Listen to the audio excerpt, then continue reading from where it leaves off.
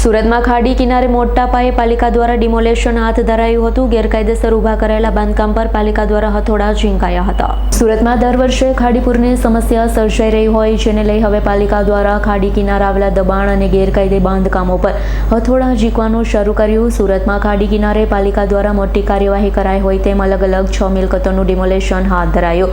તો ડિમોલેશન સમયે કોઈ વિરોધ ન થાય તે માટે પોલીસ બંદોબસ્ત પણ ગોઠવાયો છે। પાલિકા ટોરેન્ટ અને પોલીસ अधिकारियों तथा कर्मचारियों डिमोलेशन समय हाजर રહ્યા હતા।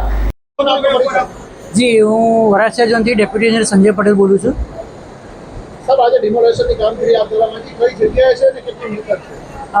આ છે વરાછા ઝોનમાં ટીબી સ્કીમ નંબર 3 કરંજમાં ફાઇનલ પ્લોટ નંબર 83ની દક્ષિણે ખાડીમાં જે વેણમાં નડતરરૂપ બાંધકામો છે વર્ષો જૂના, એને આપણે ડિમોલેશન કરીએ છીએ। આજે લગભગ અત્યારે 6 એવા બાંધકામ છે જે આજની તારીખમાં આપણે તોડી રહ્યા છીએ અને આ કામગીરી લગભગ 3 થી 4 દિવસ ચાલતી રહેશે।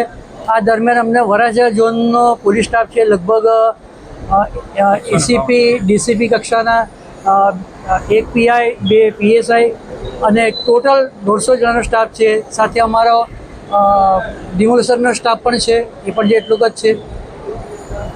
કામગીરી લગભગ 3 થી 4 દિવસ અમે ચાલુ રાખવા માંગીએ છીએ, જેથી વેણમાં જે કંઈ નડતરરૂપ બાંધકામો છે દૂર થાય। જ્યાં સુધી ખાડીમાં નડતરરૂપ બાંધકામો દૂર ના થાય ત્યાં સુધી આ કરવામાં આવશે। આશરે કેટલી મિલકતો?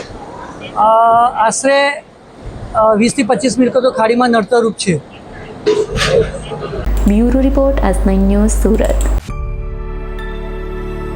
અમારી તમામ માહિતીથી અપડેટ રહેવા માટે જોડાયેલા રહો S9 ન્યૂઝ સાથે।